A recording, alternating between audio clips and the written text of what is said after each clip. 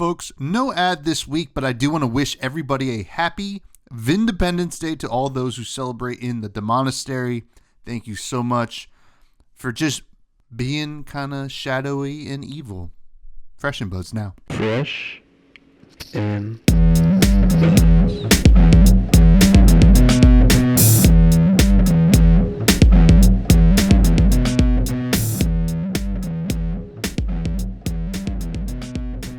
All right, folks, welcome back to yet another episode of Fresh and Buds. I am your host, Tommy Fresh, and you are all of my buds. It is episode 151, and we are joined finally by Brodie Spurlock, the prodigy. Can we call you that? I mean, Brodie's here.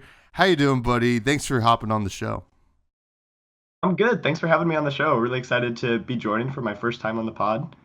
Excited to chat fab. Yeah, no, absolutely. It's a long time coming. Just happy to have you on, and just kind of chat with you, just get to know you, and kind of pick your brain a little bit on some stuff. We're going to be talking about, so last week we talked about like aggro decks with Chris Ayali, which are very popular right now, but, the counter to that, theoretically, is the Disruptor deck. So maybe we'll talk a little bit about that as well. But before we do that, I do want to get to know you. You've become one of the more accomplished players in the game, both playing and casting, which is pretty incredible as well. I want to know, where did it all begin for you? So my journey in TCGs starts back in even before 2018, but that's when I started playing Magic. My older brother used to play Magic, and so he kind of got me into that. When I was 13 years old, my mom said, you can play now, because it was kind of, she didn't want to let me play when I was too young. And so I remember it was December 1st of 2018 when I was first allowed to play Magic, and I was very excited about it.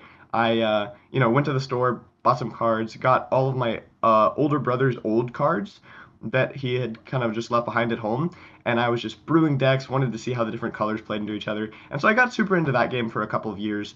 And then around 2021, I had heard about Flesh and Blood a couple of times, and some people at my local game store had told me they thought I would really like the game, so I tried it starting around December of that year, and even more than Magic, the moment I tried Flesh and Blood, I was pretty instantly hooked.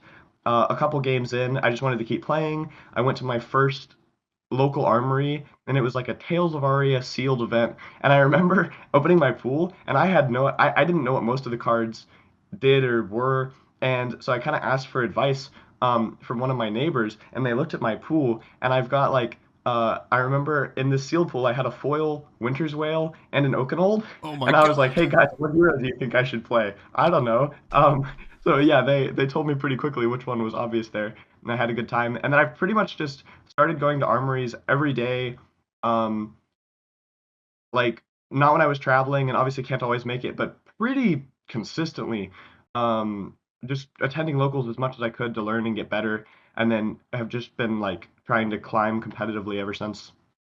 Yeah, that's awesome. And, it's kind of interesting to me because, 2018 getting into Magic, right? I don't know where, the great Magic historians would call that era. I was still playing Magic then, but I think it was a little bit after maybe the golden years, that 2013 to 2015, where things were really popping. And I think 2018 saw the rise of Magic Arena, I think around then. But it's so interesting, especially, you're definitely, one of the younger players in a world with a lot of digital card games. And here you are talking about going to the store, right? Playing with physical cards and enjoying a game called named Flesh and Blood, which is all about playing in the Flesh and Blood. What is it about playing the physical card game instead of, the digital card games that are also quite popular, that really makes you enjoy Flesh and Blood and even Magic physically when you played it then? I feel like the most obvious answer to this is just the person-to-person connection you get, making friends, and just I feel like the game is a lot more enjoyable just having a person across the table from you that you're sharing it with. There's so many good memories and laughs, in your local game store that you make over the years with a lot of the same people.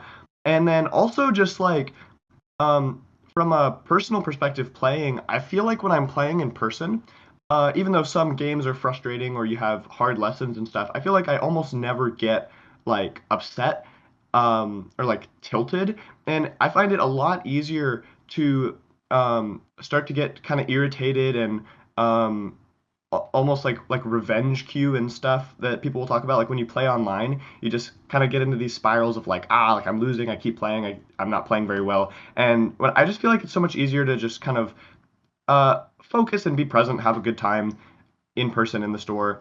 And yeah, I really like that Flesh and Blood kind of stands for in-person play and keeping that culture alive.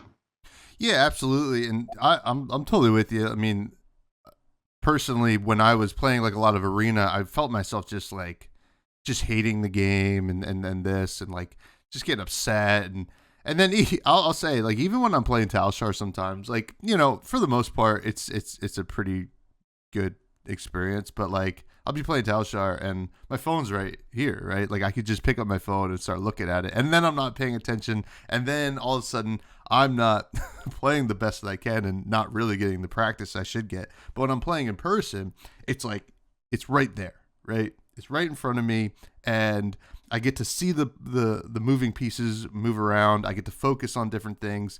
So, and obviously, chatting with buds is a good time too. So I definitely understand that. Now, you know, I don't really know the timeline here, but I remember you first coming up in a lot of conversations in terms of the competitive play, right? Everybody's talking about, oh, Brodie Spurlock, young kid, a lot of talent, getting close in a lot of tournaments. And then there was like a switch, it felt like, and you just started turning on the Jets, and like you were Mr. Consistent, and you are to be feared at every tournament as far as I'm concerned. Was there like a mentality change for you at any point that kind of led to this kind of like consistent performance boost for you? I think there are a couple of things that I've worked on a lot. Most of them are more like I would describe it as mental game.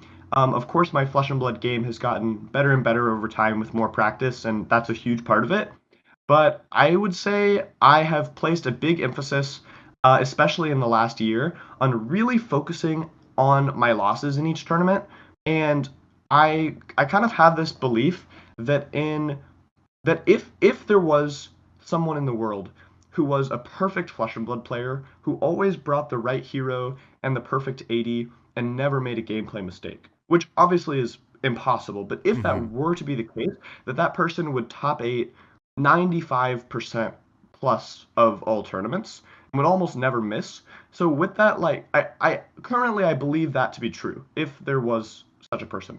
So then based on that principle, I try to look at all my tournaments and focus specifically on my losses. And I'm like, what went wrong here? After the games, I always try to like think about all the spots and like, were there any questionable plays I made or were there any like punts I made that I'm aware of? And then that's the first thing. And sometimes there are going to be mistakes that I made that I didn't know were mistakes. But very often I'll have these spots where it's like a close 50-50 and I make what I think is the better play. But then, after the game, that'll stand out to me as like a maybe mistake and I'll go try to revisit that hand later. But then if I can't find anything that I did that during the game I can identify as a mistake, then I start looking back to like sideboarding. Did I sideboard wrong? Did I even bring the right sideboard cards to this tournament? Based on like which heroes were going to show up and which heroes my deck is weakened to. And then sometimes I look even farther than that in did I bring the right hero? I'm trying to pretty much just bring the best hero at all times. And I've had plenty of tournaments where I made the wrong choice. So I think just placing an emphasis on trying to focus on my losses and figure out something that I can say in this loss, this is what I did wrong, even if it was just I played Azaelia at this tournament and Azaelia wasn't the very best deck. And that mentality I think has helped me to kind of continuously force myself to improve, even when I start to hit like little plateaus of like I don't really know what I can be working on right now, especially with a given deck. Like I was playing Azaelia for so long, and I would have little periods where I'm like, I'm not really sure how I can improve my deck list right now, especially when it's like deep into the same meta. So just like always trying to, I guess, kind of be critical of myself and find more ways to improve. Yeah, and that's like really important because it's so easy to kind of just say, God, I lost, right? And then you move on from it. But like there is a lot to learn, right? And like taking notes and stuff like that is such a great thing to do.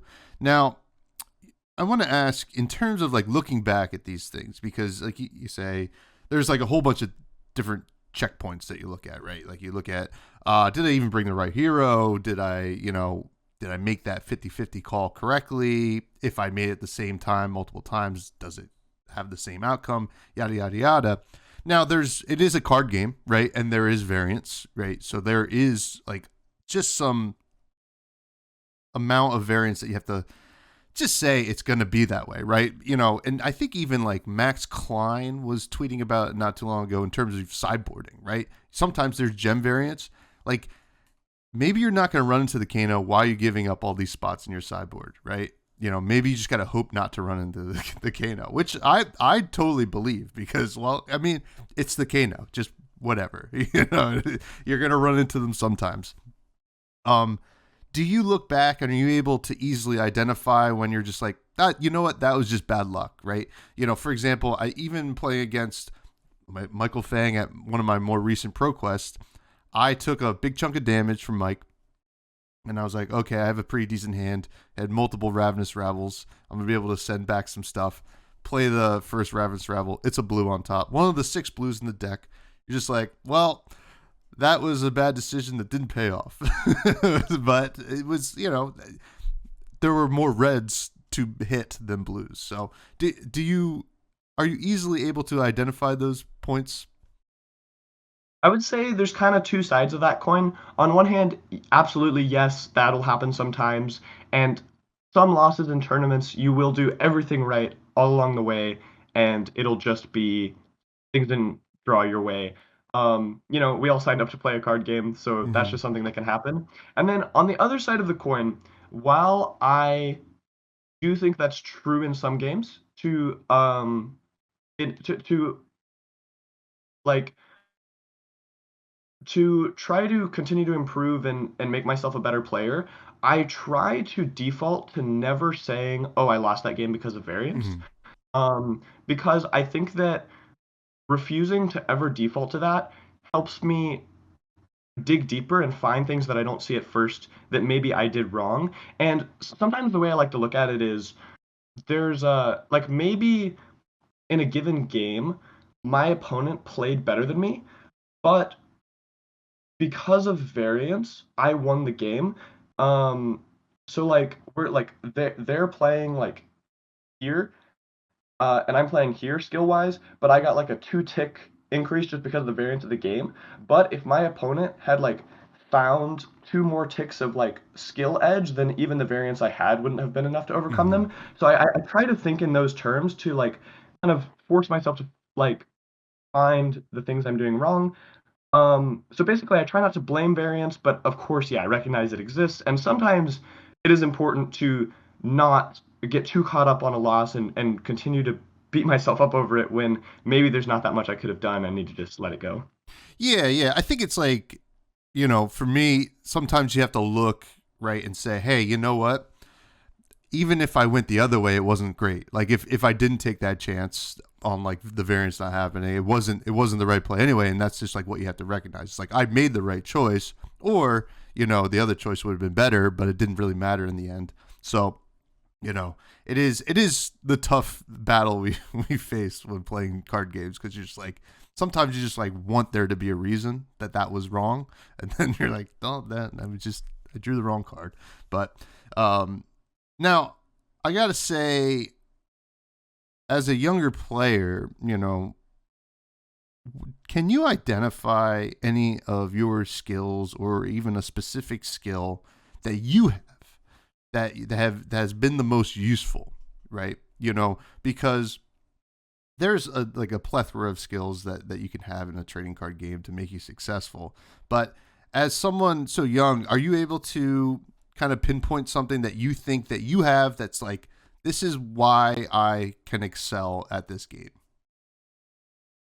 I feel really thankful to have been surrounded by some very wise people, and I feel like I've gotten a lot of guidance from my mom on certain things that when competing in anything are important. Like I would say one thing that I'll just choose to highlight as an answer to this question is just kind of like mental resilience in these tournaments. Like we've been talking about trying to focus on losses, identify what's gone wrong, deal with bad beats when it was just, an important game where the cards didn't draw your way, anything like that. I think I have gotten a lot better too over my time playing Flesh and Blood at learning what I can from my losses and then moving on, and also not focusing on them in the middle of a tournament if it's not going to help me.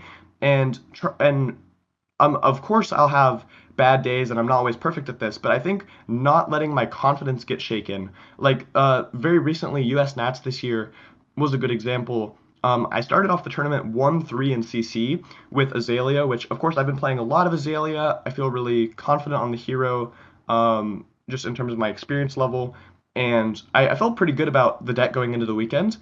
And I started off 1-3, and I was like, dang, I'm going to have to think about this later and really try to unpack what happened that caused me to go 1-3.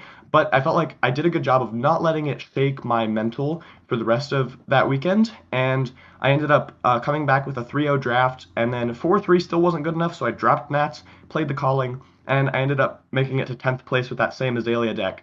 So I think that's just kind of, I guess one good other example is in the Calling Phuket. My first Swiss loss was against Vespa, where I played Azaelia into his Prism, and I really wasn't that experienced into Prism.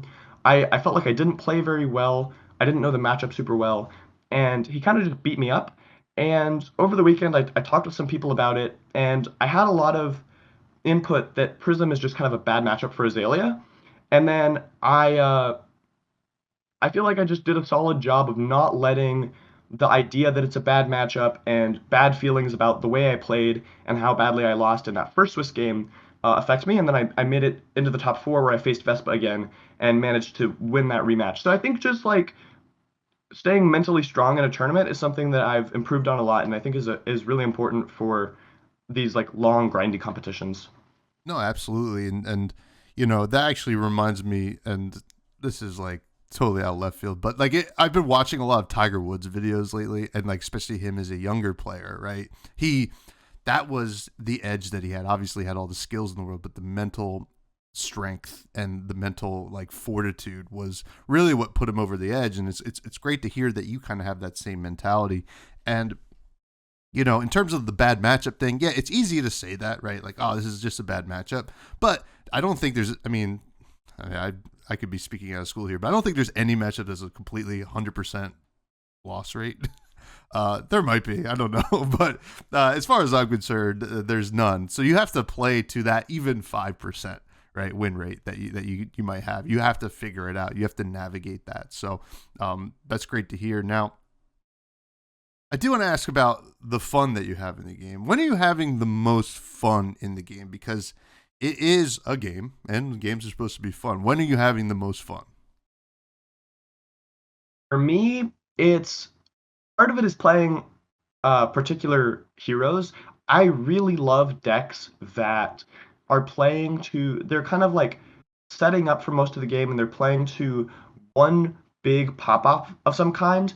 And original, like Bloodsheath Skeleton of Viscera, really felt that way to me. And Kano feels that way a little bit. Kano is really fun. I love playing Kano. It's not quite the same as the Viscera deck. I think the thing I loved so much about original Viscera was that he was also a hybrid deck, and he could play this really lean, aggressive game plan where he wasn't, comboing and setting up. But yeah, I really like basically the feeling in card games that I'm like saving my resources later and I'm building up to something big and then I get to see that payoff. Just from like a archetype perspective, that's one of my favorite things.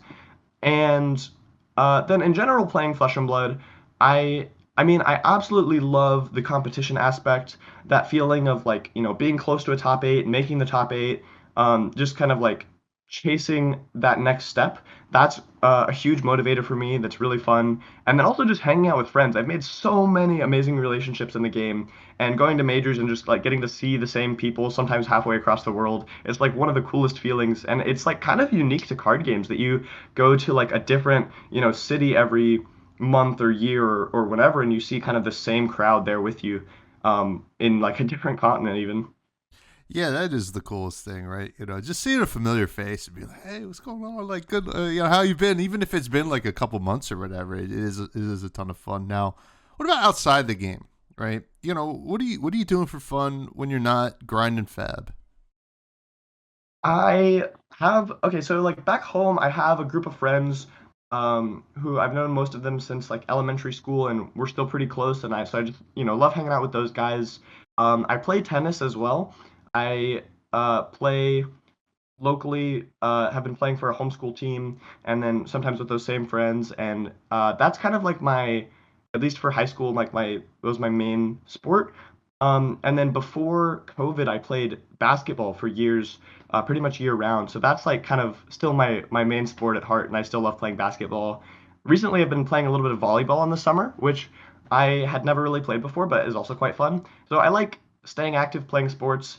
And then I'll also mention my probably all-time favorite non-trading card game, which is Blood on the Clock Tower, which is actually introduced to me at a Flesh and Blood tournament. And I play that with fab friends, with like my team at majors, and then also with people outside the game. It's like a social deduction game, basically like Mafia or Werewolf if you've ever played those, but they kind of like took that idea and really fleshed it out into a well thought out game that I think solves a couple of the issues with like those original games that you just kind of play with your words. Like it's an actual boxed game and everyone has a role, and it's just one of those like murder mystery things. But I think that's so much fun. Yeah, yeah. You asked if I wanted to play at the end of US Nats, but I had dinner plans. But it sounded cool. It was, I do like those deduction games. I've been playing a newer one that we just got. Oh God, I'm blanking on the name right now, but it's by the same people who made Moonrakers. If anybody's familiar with that, um, but IV Studios, I think they're called, is the development team. But now I want to ask before we get to the fresh phase and we start talking about disrupted decks. Two-player team formats, we don't really have them in Flesh and Blood, right? In Magic, they had two-headed giant or whatever, and I think there is potential for something in Flesh and Blood. But if there was a two-player team format, would you and Mike Fang take down every tournament? Oh, we would certainly have a fun time trying. That would be cool. I honestly, I really like the three-player team format that Flesh and Blood has. I hope that next year we get a couple more of those on the roster because I really look forward to those events. Yeah, those are a lot of fun. Just like team events in general, like just the kind of like looking at each other's hands and be like, oh, what do you think about this? It's just so much fun. Now, fresh faves. We're gonna ask you some of your favorite cards in the game, and hopefully you give us an answer. I think you will. First, Brodie Spurlock. Who is your favorite hero? Mr. all the way. Are you sad that Viscera isn't really up at the top of the upper echelons of CC these days? I am, but on the other hand, I'm glad that he is still in the format, just kind of lurking down there, waiting for his return. I'm excited to see what kind of tools they give him. Maybe in Rosetta, even though it's an elemental set, there seems to be like there's some potential for some rune chant shenanigans. So maybe Viscerai will get some base Runeblade cards that he can play. And I'm excited to see his eventual comeback in CC that I am very hopeful will happen. Yeah, to be honest with you, I feel like we're primed for a Viscerai Armory deck at some point. I mean, the Bolton, Azaelia, KO didn't really need it, but like whatever. But Viscerai getting one, I think, would be pretty sweet. What's your favorite weapon? Oh, Rosetta Thorn, Uh, I guess I'll say just because it's what I played in that Viscerai deck, and it was just my first weapon, and I used it for so long in that first time period when I was just playing Runeblades. I learned the game with like the Chain Blitz deck, and I loved Chain, and then Kirio's Briar was my first competitive deck, and then I jumped into like Viscerai and Chain shortly after, and all those decks were playing Rosetta Thorn, so that one just, has kind of some nostalgia for me at this point. yeah, yeah. It was it was quite the weapon to deal with for a very, very long time. Um, Gone but not forgotten, that's for sure. What's your favorite equipment? Blood Sheath Skeleton, 100%. You're building the ultimate Viscera deck right now.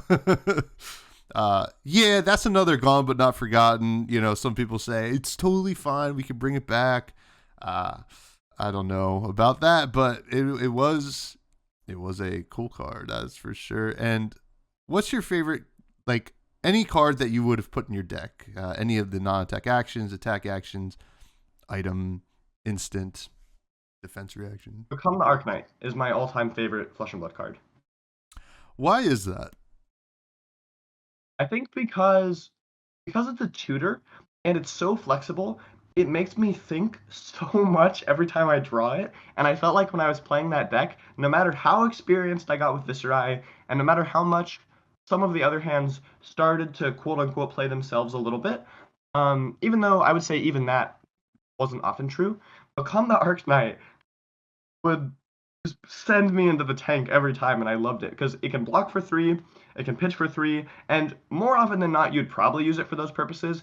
But the fact that you can, it's like limited tutor, which almost makes it harder and more interesting to use. The fact that in order to get a non-attack, you have to discard an attack and vice versa.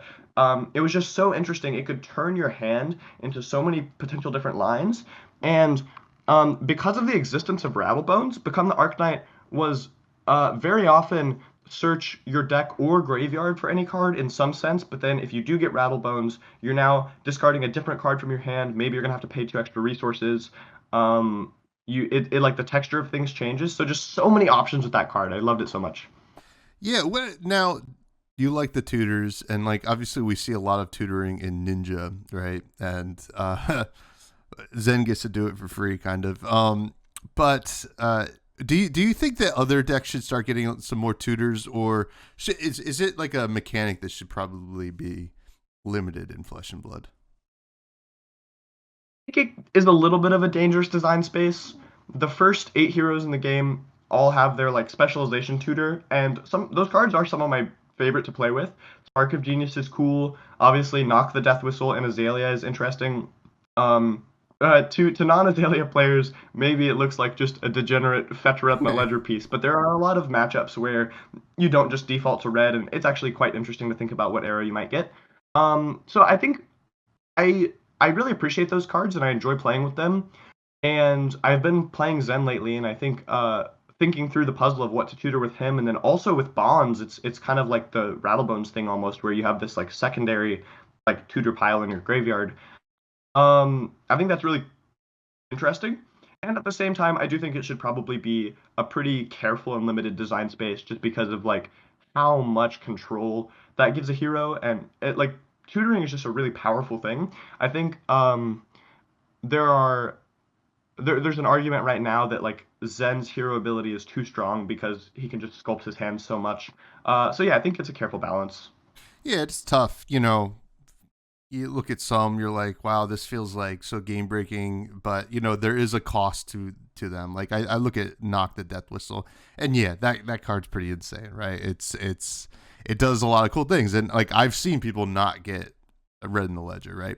But it puts it on top. It doesn't go to your hand, right? And then like Sand Sketch Plan, whatever you're taking a big risk there. It is brute, so that's the whole point. And you know, it is pretty interesting. Now, speaking of Azaelia, Knock the Death Whistle, sending red in the ledgers, disrupting these really fast decks, Zen, KO, Dash IO to a certain extent right now. I mean, we're recording this before week 3 of Nats, but right after week 2 of Nats, we saw, you know, just fast decks winning.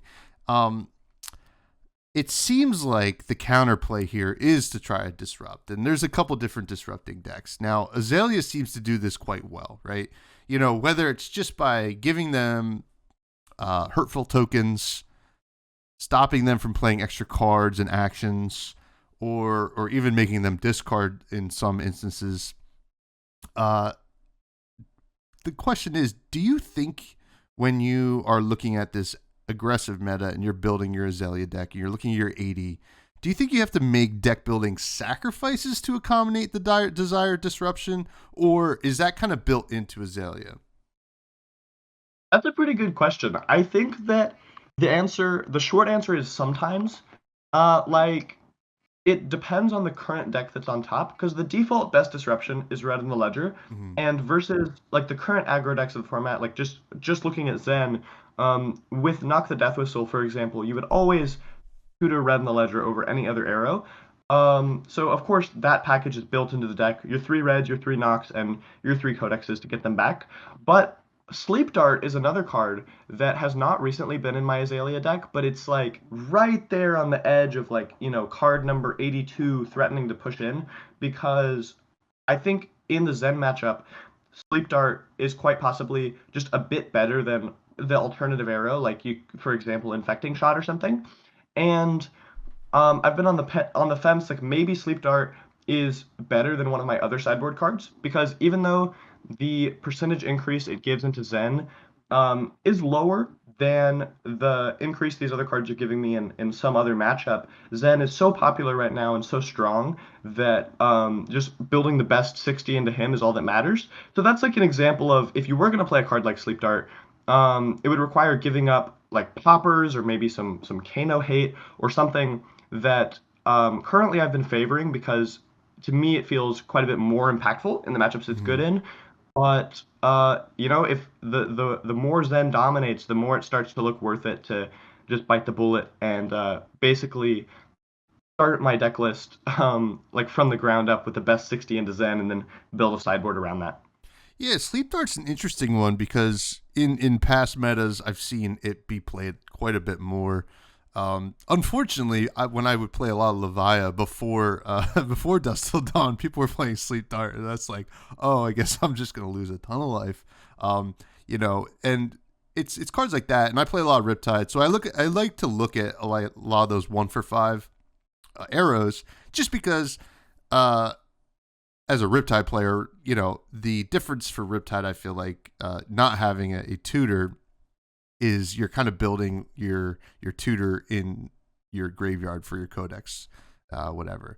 And like Hamstring Shot was kind of in the deck prior to this meta because it just felt a little bit better into KO than some things. It is really hard, especially when you have tutors like that, to kind of figure out, well, I mean, I want to be able to fetch any of these at any given time. So that's really tough. Now, what would you say the state of Azaelia is right now? Because it's certainly in a powerful position, right? You play a lot of Azaelia, and it won at least one Nats. It might have won more this upcoming weekend or this past weekend, based on when people are listening to it.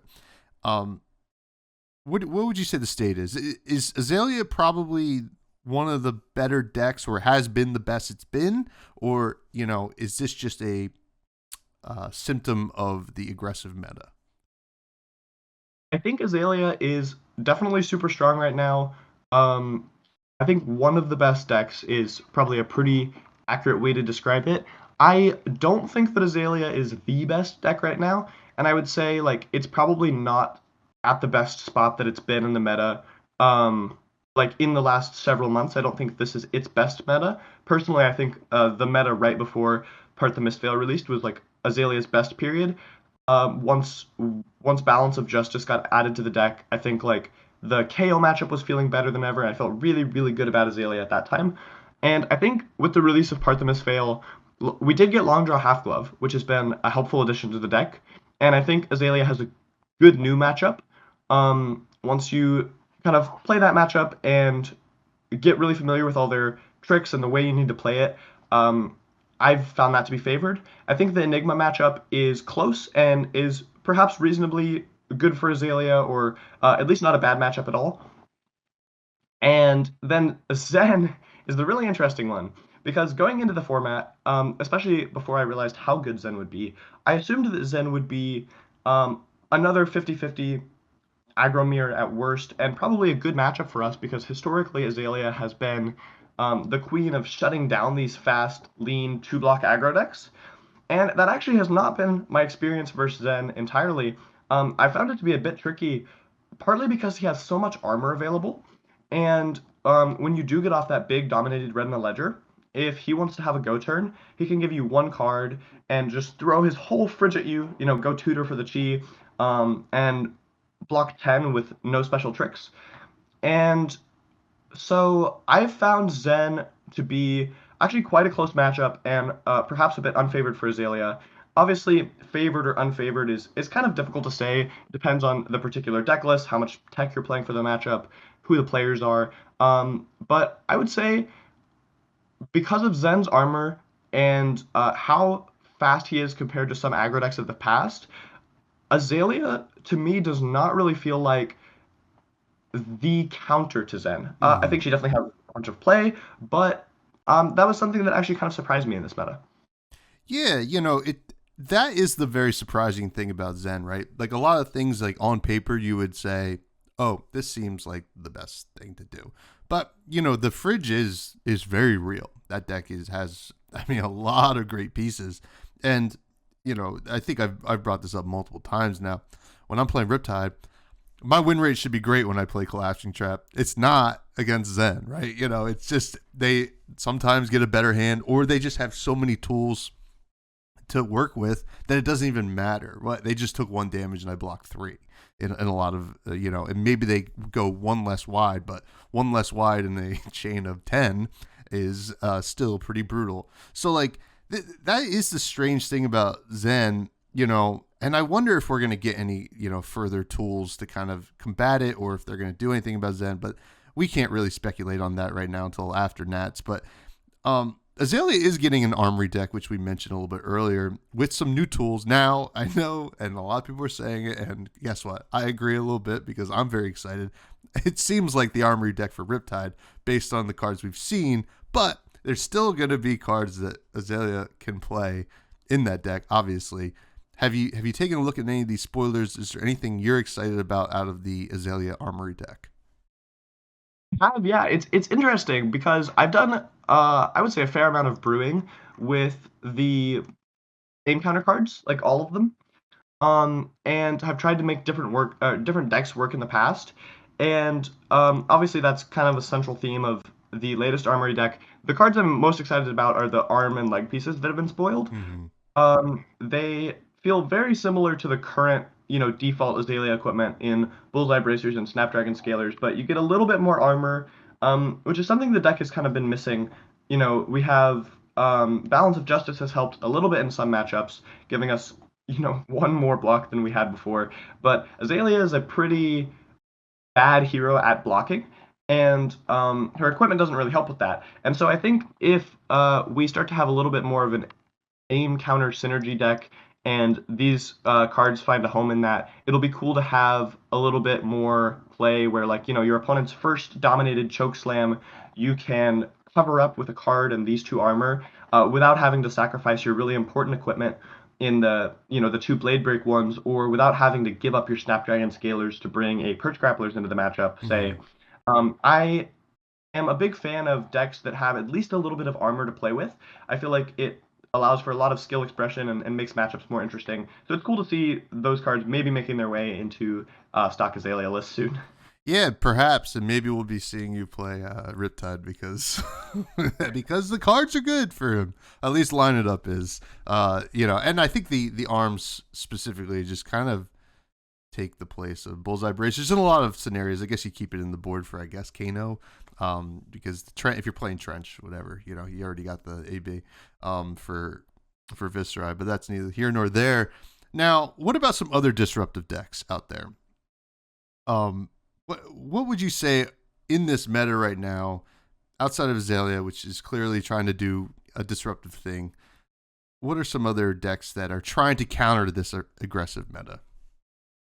I think the two examples that come most to mind for me are New and Victor. New especially is has so many disruptive pieces. She wants to pick apart your hand, wants to blow up your arsenal, and literally search your deck for your strongest card and rip it out now. Lots of cool stuff going on there. I think that a really well-built new deck is probably one of the best ways to try to counter these ninja decks running rampant. And the same can be said for Victor. That's a matchup, like Victor into Zen particularly, is a matchup I want to test more because I really haven't played it that much. But I think Victor, with his choke slams and spinal crushes, command and conquers, he has a lot of these guardian attacks that allow him to kind of get on the front foot versus Zen and start to like force blocks. And Zen does have that, fridge that is roughly like a one time, two time get out of jail free card. But if Victor can continue to land these crush effects and start to force the game into a position where Zen has to keep blocking with two blocks, I think that can be a pretty good way to target aggressive decks that can go really wide but start to struggle when you force them to block continually. And Victor, of course, also has a bunch of armor and just goes above rate with his clash cards, just drawing extra cards. So I feel like he can slow the game down a little bit. Has quite a fridge and like tankiness to work with, and it gives him time to break through Zen's armor suite and finally force the ninja into a blocking pattern where he can hopefully never keep a 5 card hand, and then Victor can come out on top. Yeah, absolutely. And the trounce winning is still so brutal. The test of strength winning still so brutal. Nothing's changed there. I think that Victor probably just picked up some worse matchups in the matchup spread because of like things like New and I guess Enigma, which I guess like the illusionists are probably some other, Prism and Enigma can kind of do some disruptive. I mean, they can do disruptive things into these matchups. What are some other decks that we think maybe we should be looking at more, or perhaps might be kind of lurking a little bit too low, that people aren't really considering, that possibly could be an answer for the Zen issue? It's interesting. It's something I've been thinking about. I think, well, first of all, I'll mention you brought up Illusionist. I think it's been cool to see the return of Herald of Judgment as a card people are playing, because that was kind of a mainstay during the chain days. Mm-hmm. I believe in Prism decks, shutting off their Banish Zone play, and the fact that that's now targeting the ninja class is kind of interesting and just a cool throwback. But yeah, in general, I feel like any deck that can slot in some of these like just generic disruptive attacks really well into what they're doing, like Weakest Link, Amnesia, Command and Conquer, any of these generic cards that often force Zen to block or kind of shut down a big turn he's about to have, I think are poised to potentially be strong into him. So, like, we've seen those cards start to appear in KO decks a bit. And I think there are other heroes where you could start to slot those in. But like Azaelia is an example of a hero where you really, you really cannot do that. At least the way I try to build her, I really don't like having non-arrow attacks in the deck, because if you ever blind Azaelia, they're often a bit of a brick. Mm-hmm. And also with a leaner like red yellow shell, hard to have resources for cards like that. So like that's an example of Azaelia has her own disruption, but it's hard for her to add too much more outside of arrows. But there are some decks, the ones that are pitching a blue every turn have access to resources that can slot these cards in easier. And I think that's where I would be looking for like more potential answers to the ninja problem. Yeah, I mean, it makes sense. I mean, we see Weakest Link in a lot of lists. We see Censor, we see Amnesia, we see a lot of this right now. And just, I mean, I love to see it, some red generic Majestics getting some play.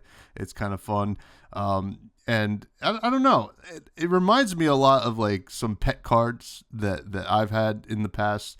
And, a lot of us have them. I don't know if you do. It's something that we want to make work but hasn't really fit yet. Do you have any like pet cards that you're always looking at? Like, I want to make this go into the deck. It never makes it, but God, I want to play something with this. Oh, I definitely do. I I'm gonna have to message you after the show when I inevitably think of more of these that aren't coming to my head right now. But is it crazy to say Dash.io? As It's like my a hero, I mean, that deck is so cool. I mean, there's actually it seems like one of the most underexplored decks. Well, I mean, for now, I mean, I think Mara just tweeted that her sideboard guide for or deck building guide for Dash.io is like 26 pages on Patreon already. This is like, all right, well, it'll be explored soon, but right now, it's a little underexplored. Yeah, Dash.io is sweet, and you know, a local bud, Nick, shout out Nick, playing like quantum processors, like, just like such cool cards. And I'm like, man, like that deck can be really sweet. Doesn't block that great though. So there's that. It's so much fun. It's true. Well, it's interesting because like a lot of the cards block three, but some of them block zero. You can draw hands with several that block zero. She does have a bit of a fridge. I feel like there's so much room for exploration with Dash.io deck building. In my opinion, she is probably the hardest deck in all of CC to play. I'm just like so excited to continue working on Dash.io. I kind of every once in a while, even if I know I'm bringing Azaelia to a tournament, I just kind of brew on Dash.io on the side because I can't help myself. She's Viserai aside because he's kind of in his off season right now. Dash.io is probably my favorite like currently legal deck. I She's so much fun. I like yeah I am waiting for the day when I feel like Dash.io really gets figured out and has her day in the sun or season in the sun. Um, Very fun hero. Well, it's funny. I mean, T-Bone right now is is a pretty incredible card into Zen. Right, force them to use the fridge early, and Dash.io. I mean, is showing up. We'll see. As of us recording, Dash.io won 2 nationals, maybe more this upcoming 2 weekends, or last weekend and the weekend after. I keep forgetting the timeline, but no, that's awesome. But yeah, Dash.io is a great answer there. I mean, like the whole card pool is like it's filled with pet cards because you can do like such cool stuff with it. Now, what's next for you this year? We have Pro Tour Amsterdam coming up, and then do you have any other plans for the rest of the year? What do you want to accomplish by the end of 2024? Well, at the moment, I'm on a tiny bit of a break season. I would say maybe the biggest break from competitive tournaments I've had all year, mostly because national season is going on. Other countries are playing their nationals right now, so there aren't really any battle hardens or callings scheduled. So chilling for a couple of weeks in that regard, and then yeah, heading to Battle Harden, New Jersey, the week before Pro Tour, and I'm pretty sure I'm flying straight from there to Amsterdam. Obviously, very excited for PT. It's going to be a great time. After that, my plan for the rest of the year is to go to all the callings for sure. Of course, I'll be at Worlds in Osaka, and then gonna make it to as many battle hardens as I can. Just trying to stay on the grind. I feel like nothing helps me improve more than playing these tournaments, being there, seeing the meta live, and just getting real practice. So I'm trying to make it to as much stuff as I can, and yeah, I mean, who knows what the rest of the year holds? But I'm just gonna keep working and trying to get better, and absolutely play my heart out at Amsterdam and Osaka. Yeah, well, we'll be rooting for you. I'll see you at Battle Harden, New Jersey. Any buds that are going to Battle Harden, New Jersey, please let me know. It's like 30 minutes from my house. It's like the dream Battle Harden. I'm like so excited. And the 5K, 10K Realm CC, I forget what it is, but that will be on the Saturday. That should be a good time. We do have some listener questions, Brody, if you're ready to answer them. They come from the Buds Discord, the best place to hang out in all of Flesh and Blood. It's in the show notes below if anybody wants to check it out. First question comes from Capolo, who asks, I played against your mom in Vegas, and she beat me. When will she defeat you to become the #1 fab player in the Spurlock household? Well, my mom has defeated me plenty of times playing here at home. Um, but I don't know if I don't think we've ever played against each other in like any sort of high stakes tournament, like Battle Harden and above. But one day we'll get that match maybe on camera or something. It'll be a fun time. I honestly I it like kind of stresses me out to like have us like play for real stakes, but it'll be fun. We play together at home and practice together and stuff.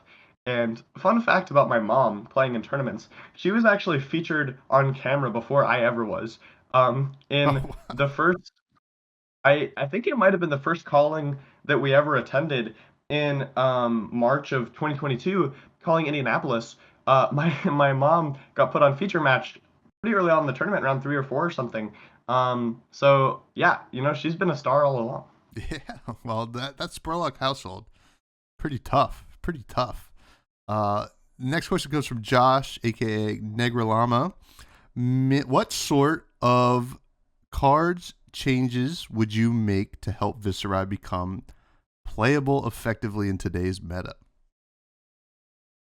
Ooh. Well, okay. I feel like Viserai has a couple main struggles right now. Um, the first is that he's just currently not as fast as the fastest decks. Like his damage output just can't consistently keep up with what Zen's doing. Even though Viserai can have some crazy bursts, and I think as time has gone on, it becomes easy for people to underestimate him a little bit, and then you play against these like cash-in Viserai decks, and they can do a lot of damage out of nowhere. But that's the biggest thing. I think he needs a little bit more power. I always, as a half joke and a half, please let me play my favorite deck again, call for Bloodsheath Skeleton unban. I don't necessarily think that's a good thing for the game. I just want to experience that again. But I mean, something of that power level would definitely put Viserai back on the map again. So maybe we look to Rosetta for new powerful cards. But then I also think like there are a couple other things going on. Um, Viserai is similar to the top decks right now, not fantastic into disruption. He does have his Runeblade Fridge. He has a fair amount of armor. You know, you have Carapace now if you want even more armor into some disruptive decks. And somewhere in the middle on like the 3 block, 2 block thing. But for the most part, he tends toward the classic Runeblade, lots of 2 blocks, kind of similar to Azaelia. So he's not great into decks that are going to force you to block. And so I think like in the current meta, if fast decks are on top and a lot of disruptive decks are showing up to try to counter them, the Victors and the News of the world, I imagine especially New, would probably be tricky for Viserai to deal with. Mhm. So I, of course, haven't personally tested him recently, as sad as it makes me, but I think like those are two big things that are potential issues for him. And then I cannot answer this question without also bringing up Zen State Token, which is just like a small part of the current Zen deck, you know, by popping your 12 petal. I don't actually know how to say it, Kasaya, but Zen State tokens are miserable for Viserai. It's actually silly how impossible it is to win through a Zen State token. So that would also need to not exist. Or I mean, you know, you can hope that they don't activate it or don't draw a transcend card ever, I guess. But yeah, it's pretty rough. Yeah, yeah. Oh, we'll see. We'll see. I'm sure we're gonna get some fun tools. You know, maybe we have to look at Viserai through a new lens at some point. Uh, William from the Table Pit asks, "Do you think Azaelia is the best Guardy?" Yeah, I mean tempo deck in the meta. um, I would say it's an interesting question. I think my answer to the question is yes. I think of the decks that do that thing, um, at this point in time, I think Azaelia is probably the best of them. It is the best deck of them. But I do not think she is the best of them at doing the Guardian tempo disruptive thing, if that makes sense. Mm-hmm. And when I hear this question, I'm thinking of these kind of same decks we've been talking about, like Victor obviously is an actual Guardian. New, you could describe as kind of like a disruptive tempo deck, you know, Azaelia. Of this category, I currently would say that of those decks and, you know, whichever other ones in the meta also kind of fall into that box, I would say Azaelia, in my opinion, is probably the best deck to bring to a tournament. But I think that she's weaker than the other ones at doing the tempo thing and perhaps has a weaker matchup into Zen because of that. So a bit of a yes and no there. I think that if your goal is to be as disruptive as possible and really force these aggro decks to play a more 2-and-2 blocky interactive game with you. By 2-and-2, I mean like the classic like block with 2 cards, keep 2 cards, like small hands game. If you're trying to create that, then maybe Azaelia is actually not the best choice for that particular strategy. There you have it, Will. There you have it. Not the best Guardi Med Tempo deck. Sigma asks a couple questions, but we kind of answered some of them. But first, what is your favorite archetype in Flesh and Blood? So I mentioned it a little bit earlier, but it's this kind of like build up combo-y thing, and then also hybrid decks that have a switchboard. So of course I'm going to ramble more about original Bloodsheath Skeleton Viserai because it was just perfect for all of these things. But basically, I love that deck because it could be a lean aggro deck that's very fast. And in my mind, this wasn't exactly true, but I loved it because it was like the strongest aggressive deck in the game and the strongest defensive deck in the game. Obviously, that's a bit of an exaggeration, but that's like my dream of a perfect deck, kind of. Strongest, it's actually the best at both of those. Maybe it's unhealthy. It wasn't actually the best at both, but um, that kind of like block, but sometimes take damage to set up my rune chance, and then barely stay alive, go down to 2, and finally have my pop off Skeleton Sonata 50 damage turn. I love that so much. I love like kind of setting up for the future and trying to figure out now how much current resources are going to be worth later, and is it worth it to take 5 damage to create 2 rune chance, 3 rune chance that on my combo turn are going to be worth more than just 3 damage. Like that kind of math and trying to value those things is very fun to me. Yeah, it's very cool. Sigma also asks, do you appreciate playing these hyper aggro metas? I think this is another two sides of the coin answer. I enjoy a lot of the aggressive decks in the game. Like I've been playing Zen recently, and I think it's a lot of fun to play. I really enjoy like the tutor mechanic for purposes of like figuring out the line, figuring out what the best combo card is to grab, and kind of like the graveyard management and banish zone management with bonds targets. I think it's really cool that those zones are being utilized more. And then at the same time, I don't love metas where it's a bunch of aggro mirrors, especially if they feel a bit coin flippy, and like the games are so fast that you don't get a bunch of time to express skill or like grind down to kind of the flesh and blood end game that I love so much. Like ninja mirrors can sometimes feel like one person just um like just explodes you out of nowhere, and it ends up being like the life totals end up being like 13 to -6 or whatever, and they hit it first, and so it just happened. I actually need to play more Zen mirrors, but I think Zen mirror might be quite a bit less like that than the Phi mirror was. I think there's a bit more interaction and interesting stuff you can do. But so that's the reason I don't always love them. I like games where it feels like you get to kind of reach the end game. And my favorite games of like Agromir Flesh and Blood are ones where it comes down to like we're both at 1 and we have to calculate like this end game like stripping cards thing where we're playing like a 2-and-2 game for a while, and then one person eventually manages to keep 3 cards and then snowballs and wins. So I just don't love it when it feels extremely fast and like you don't get a bunch of play. But that's not always the case with aggro metas, so somewhere in the middle. Yeah, I mean, I remember my first Kadachi lock and, and being like, oh no, like how do I navigate this after like such a really fast game? Now we're both at 1. Like they have the Kadachis and I don't, and I'm like, I think I lose, and then I did. And then I guess you kind of answered this, but what hero and janky unknown deck would you brew if you were trying to have the most fun and do broken stuff, but still trying to win? Which I assume is in your blood anyway. You just want to win. Definitely always trying to find the strongest stuff out there for sure. But I mean, yeah, Dash.io is definitely my number one answer to this. But beyond that, I pulled up the heroes page here on February to make sure I'm not missing anything. I mean, there are a lot of cool heroes out there. I think in terms of like underexplored heroes that maybe haven't had their day in the sun yet, I could see myself working on, I would say either Max or Vincent. I really haven't played Max yet, and I'm not sure if I would like his playstyle, but he does kind of have that slow setup, build up to this cool mech turn idea that feels a little bit like the Kano Viscerai thing I was describing. So I'd be interested to work on Max at some point. And then I loved Chain back in the day, and so I could see myself going down the Shadow Runeblade brewing, going into the brewing lab with Vincent and seeing what there is there. Because I've seen a few Vincent decks, and I've had a few ideas just kind of stirring in my head of ideas that could be tried out in that hero. So those are two that I could see myself working on at some point. Cool.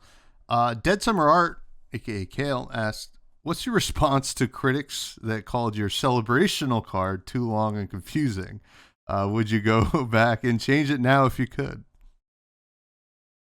What is my response? You are correct. It is too long and confusing. Um, I can give a little bit of backstory. Well, okay, so I think that that card is if I'm trying to be totally honest with myself, I think that that card is a result of decision paralysis, being given the opportunity to design a card, but only being able to design one action card. And at the time I was designing it, I was also mostly trying to focus on the four, was it four different, yeah, four, okay, technically four different formats we had to play at the Celebrational. There were only three that we had to prep because one of them was just blitz decks that we got, on the fly. But so during a time when I didn't have a bunch of time to just sit and ponder what I wanted it to be, I had all of these ideas for what I might want to put on a card I designed, and I wanted it to be a generic card ideally, and a somewhat generic effect so that it would ideally just see some amount of play across time and just be a solid card that people would continue to put in their decks across time. Good enough to see play, not good enough to take over the game, or be banned, hopefully. And I ended up just not being able to decide which idea I wanted to go with, so I pretty much just put them all on there, which is not the correct, which is not a good idea. It's not the correct choice. But I love Become the Arcanite, which I've talked a little bit about on this pod, and so I really liked the idea of having a tutor effect. And then I got really into this idea of bidding life and this kind of like secret game of wits where you have to predict what your opponent is going to do. And I really hope that when the card gets printed, I don't realize that it's always correct to bid 0 or always correct to bid 1 or something. And I really don't think that that is the case. I think that the way the card is designed right now, there's enough factors that could influence it based on the current game state and how valuable it would be to a player to search their deck. And I think it's possible that it's one of those things where it's like correct to bid 1 30% of the time, 2 20% of the time, and 0 50% of the time. But I'm not sure. I am really excited to actually play with it when it gets printed. But yeah, the card was too complicated. I should have kind of picked one idea and boiled it down to that, and that's what's going to end up happening in its final printing. It's a lot of those words are going to be stripped away, and it's going to be kind of boiled down to the core concept and be a lot more digestible. I admit that I got too carried away with it, and I think that like some of the ideas there are really exciting, but it's just too much to reasonably expect people to digest when playing a game of Flesh and Blood. My far and away the number one response I got to that card was, I don't know what it does when people look at it. And like on Twitter or X, the little like I'm happy for you. What is the thing? Oh, sorry. Like I'm happy for you or sorry that happened. I ain't reading all that. Like the number one response.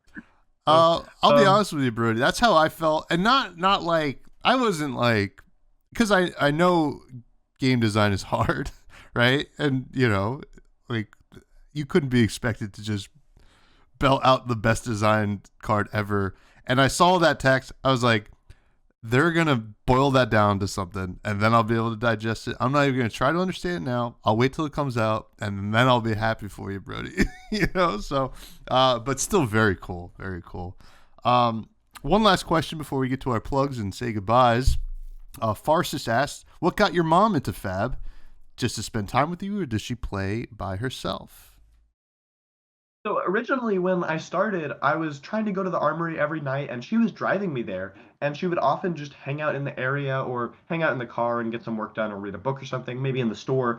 And so she was there a lot of the time just hanging out. And so she was like, well, I may as well, try to come in and play too while I'm here at the local game store. And so yeah, originally it was just to kind of join in during that time and connect with me over something, have just like share the experience. And we originally tried to get my mom into Magic, and it didn't really click with her. She didn't love it. But Flesh and Blood, she seemed to jump into it a lot more quickly, seemed to really enjoy it, started playing in the armories, and she was just, yes, became a part of the local scene and would play in the skirmishes and stuff. And it was really fun to get her into it and have someone to play with at home. And at a certain point, she took kind of like a break from the game, got really busy with other stuff in life and a bit of a hiatus, but recently has been playing again, playing Azaelia recently, and my probably favorite top 8 photo of all time is from a couple of weeks ago when we both made the top 8 at the ProQuest Plus in Las Vegas. I was so excited. It was really cool we both made it and on the same hero, basically the same deck list.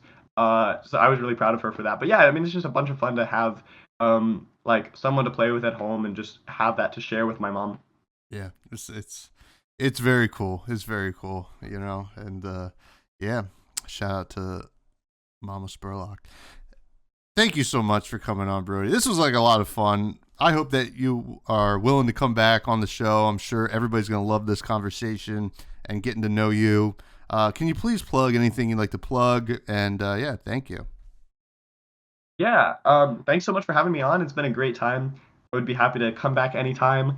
I guess you can find me on X/Twitter at Brodie Spurlock, and that's pretty much still the only social media I have, but I post on there occasionally if something big happens. And yeah, shout outs to my team, the Wolfpack, my mom, of course, for being amazing and always helping me out and supporting me and teaching me how to deal with stuff. I feel like I owe a lot of my like mental, like how to approach things mentally that I was talking about earlier to lessons she's taught me, and MinMax Games for sponsoring me and helping me make my way around the world and just being some of the most awesome people in the Flesh and Blood community. Yeah, it's been a great time. Thanks for having me on, man. Yeah, absolutely. And you can all continue to find me on Twitter at freshbudspod. Check out the Buds Discord in the show notes. Awesome place to hang out. YouTube, like, comment, subscribe. I did a stream, well, last night as of us recording, but last Wednesday. But maybe I'll do one this upcoming Wednesday when I get back from my mini vacation. Just playing some Riptide on Talishar. It was a blast. Victor matchup first was pretty interesting. Go check out that. And yeah, and then also check out my other podcast I do with my cousin Matt called Fresh Juice. We talk about indie video games. It's a good time over there, and we have a lot of fun. And finally, we always like to talk about food at the end of every show, Brody. And we did have a question from Gary, who actually, as we're recording this, it is his birthday. Happy birthday, Gary. You're gonna hear this. Gary. You're gonna hear this a week later. That's all right. What's your go-to ham for the Sam? My go-to ham, Black Forest ham. Black Forest, classic. Just a classic ham. And with that, maybe I'll go make a ham sandwich. Not really my favorite, but whenever you're eating them, I'm kind of like, maybe I could do it. But that's going to do it for the show, everybody. Thank you so much. We don't have time for Charmer, but we'll get to him eventually. Stay fresh.